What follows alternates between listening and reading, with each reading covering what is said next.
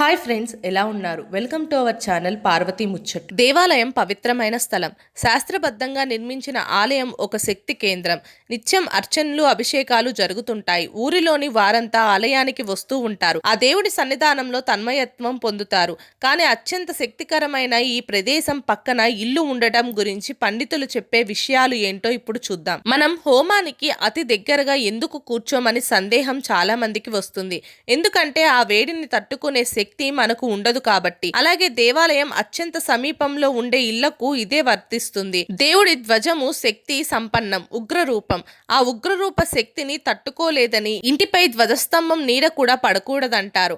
అమ్మవారి ఆలయానికి దగ్గరలో ఉంటే ఆ శక్తి కారణంగా ఆ ఇంట్లో వారు ఎవరు వృద్ధి చెందరు, ఏ కార్యక్రమంలోనూ పురోగతి సాధించరని చెప్తుంటారు. అదే ఇల్లు శివాలయానికి దగ్గరలో ఉంటే శత్రు భయం, విష్ణు ఆలయానికి దగ్గరలో ఉంటే ఇంట్లో డబ్బు నిలవదని పండితులు చెప్తున్నారు. ఏ ఆలయానికి దగ్గరలో తీసుకున్నా కనీసం 200 అడుగుల దూరంలో ఉండేలా ఇల్లు తీసుకుంటే మంచిది. ఇంటికి గుడికి ఉండే దూరాన్ని గర్భగుడిలోని మూల విరాట్ విగ్రహం నుంచి పరిగణలోకి తీసుకోవాలి. వాస్తు శాస్త్రం ప్రకారం శివాలయాలకు వెనుక వైపు, విష్ణు ఆలయాలకు ముందు వైపు ఇల్లు ఉండవచ్చట.